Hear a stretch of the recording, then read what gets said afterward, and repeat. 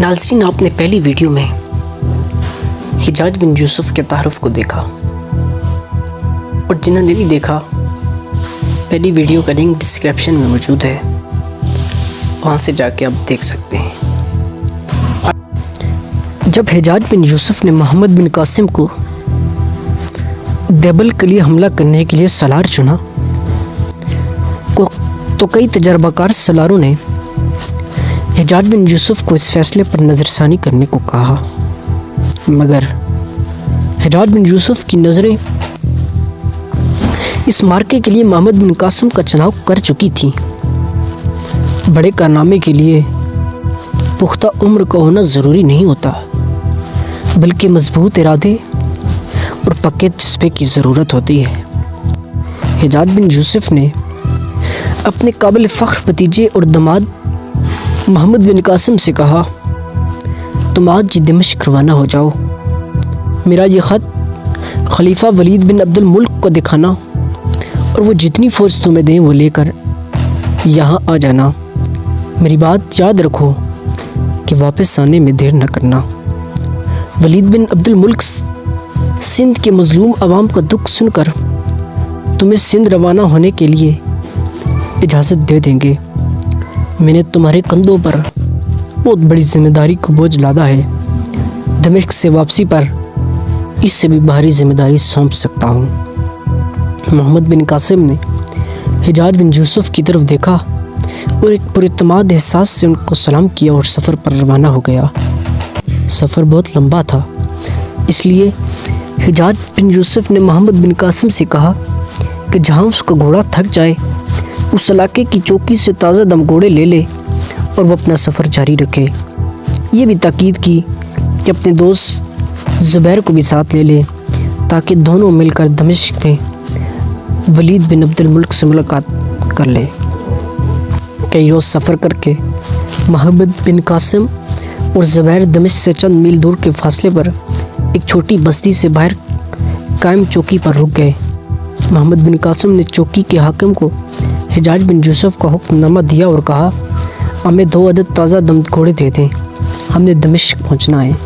چوکی کے حاکم نے کہا، آپ کچھ دیر آرام کر کے کھانا کھا لیں، کھانا بالکل تیار ہے، لیکن فی الحال آپ کو گھوڑے نہیں ملیں گے کیونکہ آج ہمارے پاس صرف 5 گھوڑے ہیں۔ محمد بن قاسم نے حیران ہو کر کہا، مگر ہمیں تو صرف 2 گھوڑے چاہیے۔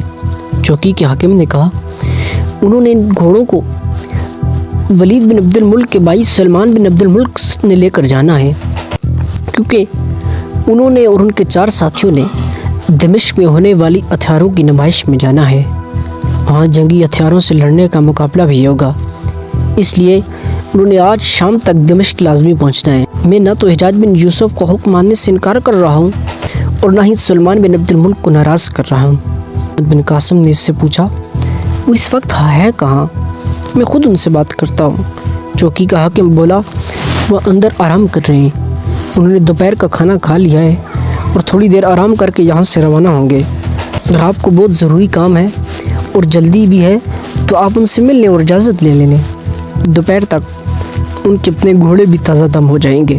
میں آپ کو 2 گھوڑے دینے سے انکار نہیں کر رہا، مگر ان کو 5 گھوڑے نہ ملے تو وہ مجھ سے سخت ناراض ہوں گے، اور وہ ناراض ہو کر بہت جنونی ہو جاتے ہیں۔ یہ کہہ کر چوکی کا حاکم محمد بن قاسم اور زبیر کے لیے کھانے کا انتظام کرنے چلا گیا۔ زبیر نے محمد بن قاسم سے کہا، عالم اسلام میں شاید سلیمان بن عبد الملک سے زیادہ خود پسند اور مغرور کوئی نہیں ہوگا، اس لیے ہمیں اس سے کسی اچھے جواب کی امید نہ رکھنی چاہیے۔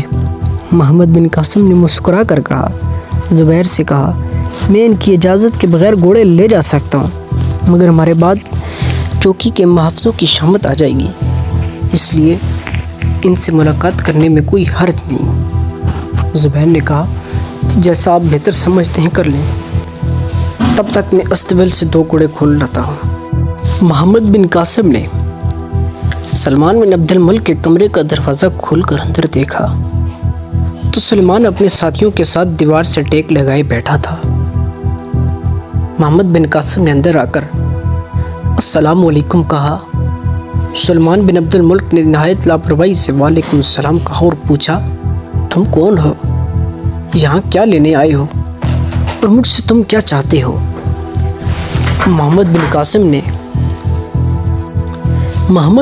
نے کہا میں معذرت چاہتا ہوں کہ آپ کے آرام میں خلل ڈالا۔ میں آپ کو یہ بتانے آیا ہوں کہ میں ایک بہت اہم پیغام لے کر دمشق جا رہا ہوں۔ سلمان بن عبد الملک نے نہایت لاپرواہی اور طنزیہ انداز میں کہا تو جاؤ بابا، ہم نے کون سا تم کو پکڑ رکھا ہے۔ اس کے ساتھ وہ ایک زوردار کہکے سے ہنسا۔ اس کے باقی ساتھیوں نے بھی زوردار کہکے لگائے۔ محمد بن قاسم نے اس کے رویے کی طرف توجہ نہ دی اور کہا ہمارے گھوڑے بہت تھک چکے ہیں اور اس چوکی سے ہمیں 2 تازہ دم گھوڑے لے کر جانے ہیں۔ اس کے لیے مجھے آپ کی اجازت لینے کی ضرورت تو نہیں، مگر میں نے سوچا کہ ہمارے بعد آپ چوکی کے محافظوں کو برا بھلا نہ کہیں۔ سلمان بن عبد الملک نے کہا اگر تمہارے گھوڑے تھک چکے ہیں تو دمشق پیدل چلے جاؤ۔ محمد بن قاسم نے نہایت پرعزم انداز میں کہا ایک سپاہی کے لیے پیدل چلنا مشکل نہیں، لیکن ہمیں دمشق میں بہت جلد پہنچنا ہے۔ سلمان نے پھر طنز کرتے ہوئے کہا اچھا تو تم سپاہی ہو، مگر تمہاری نیام میں لکڑی کی تلوار ہے یا لوہے کی؟ یہ سن کر باقی لوگ دوبارہ ہنسنے لگے۔ محمد بن قاسم نے اپنی سنجیدگی برقرار رکھتے ہوئے کہا اگر بازوؤں میں طاقت ہو تو لکڑی سے بھی لوہے جیسا کام لیا جا سکتا ہے۔ میں پورے یقین سے کہتا ہوں کہ میری نیام میں تلوار بھی لوہے کی ہے اور مجھے اپنے بازوؤں پر مکمل بھروسہ بھی ہے۔ سلمان بن عبد الملک یہ سن کر حیران ہو گیا اور اپنے ایک ساتھی سے کہا سالے یہ لڑکا بہت باتیں کرتا ہے، ذرا اٹھو اور اس کے مقابلے میں آؤ، میں اس سپاہی کے جوہر دیکھنا چاہتا ہوں۔ ایک سانولے رنگ کا لمبا اور مضبوط جسم کا آدمی فوراً اٹھا اور تلوار تھام کر محمد بن قاسم کی طرف بڑھا۔ محمد بن قاسم نے کہا میں راہ چلتے ہوئے سپاہیانہ صلاحیتیں دکھانے کا عادی نہیں ہوں اور نہ ہی میرے پاس فالتو وقت ہے۔ اگر میرے پاس اضافی وقت بھی ہوتا تو مجھے بے مقصد کہہ کے لگانے والوں کی پرواہ نہیں۔ یہ کہہ کر محمد بن قاسم کمرے سے باہر نکل آیا، مگر سالے نے آگے بڑھ کر تلوار کی نوک اس کی طرف کرتے ہوئے اس کا راستہ روک لیا اور کہا ارے بے وقوف، اگر تمہاری عمر کچھ زیادہ ہوتی تو میں تم کو بتاتا کہ بے مقصد کہہ کے لگانے والا کس کو کہتے ہیں۔ سلمان بن عبد الملک نے سالے سے کہا اس لڑکے کو جانے دو، اللہ جانے کہاں سے تلوار لے آیا ہے۔ زبیر گھوڑوں کی لگام تھام کر آتا ہوا نظر آیا تو سلمان نے سالے سے کہا کہ یہ کون ہے جو گھوڑے لے کر جا رہا ہے؟ سالے نے اس کی طرف دیکھا تو اتنی دیر میں محمد بن قاسم نے تلوار نیام سے باہر نکالی اور کہا لگتا ہے دور جاہلیت کے لوگ آج بھی اس دنیا میں موجود ہیں، تو تم ہمیں نہیں روک سکتے۔ سالے نے اپنی تلوار کی نوک محمد بن قاسم کے سینے کی طرف کی اور نہایت غصے سے چلایا اگر تمہاری زبان سے مزید کوئی لفظ نکلا تو اپنی تلوار کو تمہارے خون سے رنگ دوں گا۔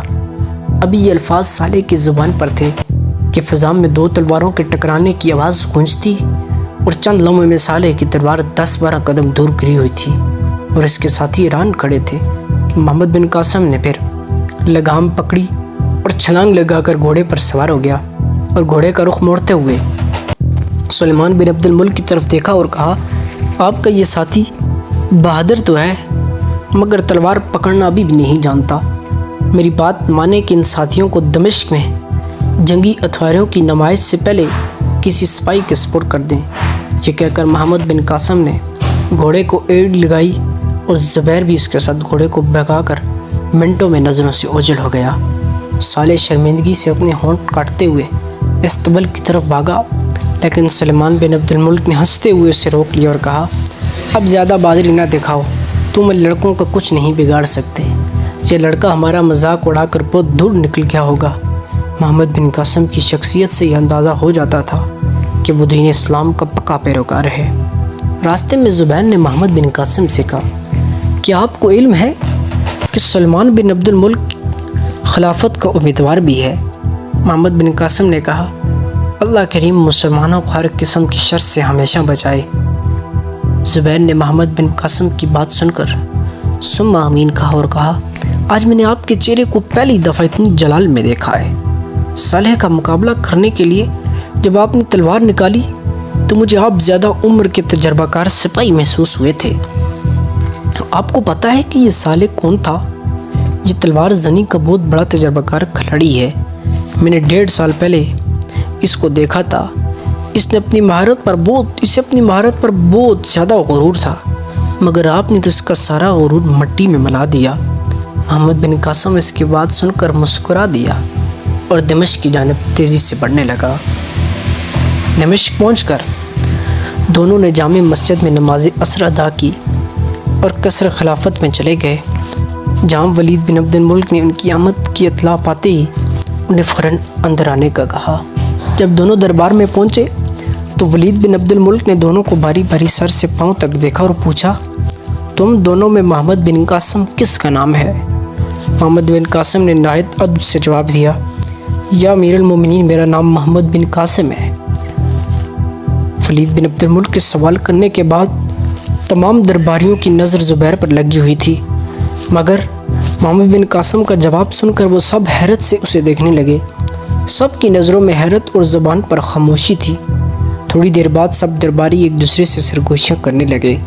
حجاج بن یوسف کے پہلے خط سے ولید بن عبد الملک کو علم تھا محمد بن قاسم بالکل نوجوان ہے، جس کی عمر بمشکل 17 سال ہے، مگر تمام درباری زبیر کو ہی محمد بن قاسم سمجھ رہے تھے۔ اس لڑکے کو کنیبا کے لشکر کا سرار اعلیٰ ماننے کو تیار نہیں تھے۔ پھر سب لوگ آپس میں سرگوشیاں کرنے کے بعد ولید بن عبد الملک کی طرف متوجہ ہوئے، کیونکہ ولید بن عبد الملک کو احساس ہو گیا تھا کہ تمام درباری خاندان خلافت کے محسن حجاج بن یوسف کے فیصلہ کے خلاف باتیں کر رہے ہیں۔ انہیں زبیر اور محمد بن قاسم کو بلایا اور اپنے انتہائی قریب بٹھاتے ہوئے کہا، میں نے نوجوان مجاہد کو سلام پیش کرتا ہوں، جس کے لیے حجاج بن یوسف جیسے زمانہ شراز کے خیالات بہت زیادہ بلند ہیں۔ میرے لیے آپ قابل احترام ہیں۔ پھر خلیفہ نے محمد بن قاسم سے پوچھا، یہ آپ کا بڑا بھائی لگتا ہے؟ محمد بن قاسم نے کہا، نہیں، یہ میرے ساتھی زبیر ہیں۔ ولید بن عبد الملک نے زبیر کی طرف دیکھا اور کہا، نوجوان، میں نے آج سے پہلے تم کو کہیں دیکھا ہوا ہے، شاید تم سراندیپ کے ایلچی کے ساتھ یہاں آئے تھے۔ تم وہاں سے کب آئے اور بچے کہاں ہیں؟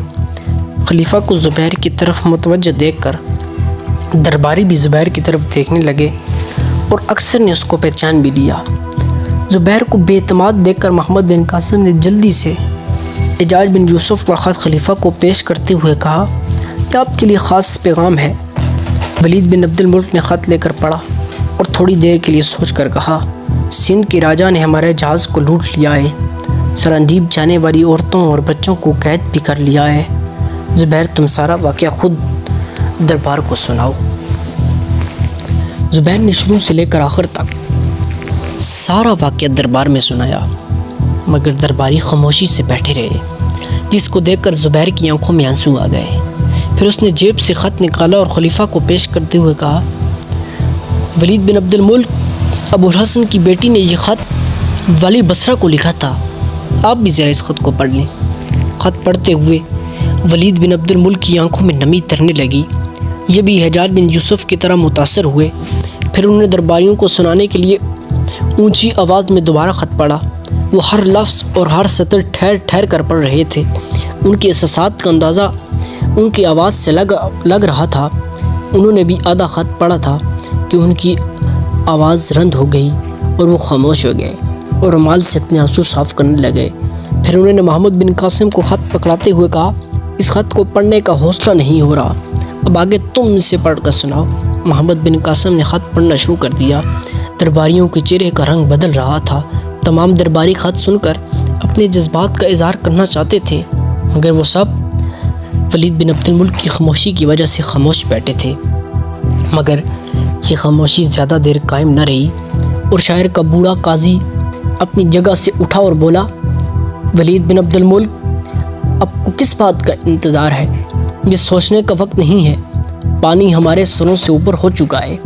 آپ نے بھی خط پڑھا ہے اور سنا ہے، اور ہم نے بھی۔ ہمارا دل بے قرار اور بے چین ہے۔ آپ کو کوئی فیصلہ کرنے میں ذرا دیر بھی نہیں کرنی چاہیے۔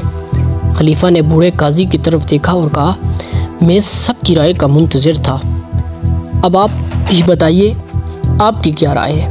قاضی نے کہا، رائے اس وقت دی جاتی ہے جب دو راستے ہوں، مگر اب ہمارے سامنے صرف ایک ہی راستہ ہے اور وہ راستہ جہاد کا راستہ ہے۔ قاضی کی باتوں کے بعد خلیفہ ولید بن عبد الملک نے فیصلہ کر لیا تھا۔ محمد بن قاسم آگے بڑھے اور کہا میں اس کی ذمہ داری لیتا ہوں۔ ولید بن عبد الملک نے مسکرا کر اور اس کے کندھے پر ہاتھ رکھ کر کہا تمہیں اس کی بالکل اجازت کی ضرورت نہیں۔ محمد بن قاسم دمشق کے ہر محلے ہر گلی میں جا کر سندھ کے جہاد کے لیے لوگوں کو بتایا، جس پر تمام لوگ بچے بوڑھے جوان محمد بن قاسم کی قیادت میں خود کو شامل کر رہے تھے۔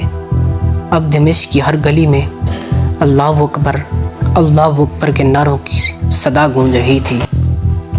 خلیفہ ولید بن عبد الملک نے محمد بن قاسم کو آخر کر لشکر کا سپہ سالار مقرر کر دیا، اور خلیفہ ولید بن عبد الملک نے کہا میں نے اس نوجوان مجاہد کے لیے عماد الدین کا لقب چنا ہے، آپ سب مل کر اس کے لیے دعا کریں کہ یہ واقعی اسلام کے لیے عماد الدین، جس کا مطلب دین کا ستون ہے، ثابت ہو۔ مجمع میں ایک بار پھر خوشی جوش امڈ آیا، سب نے مل کر خلیفہ کے فیصلے کی بھرپور حمایت کر دی۔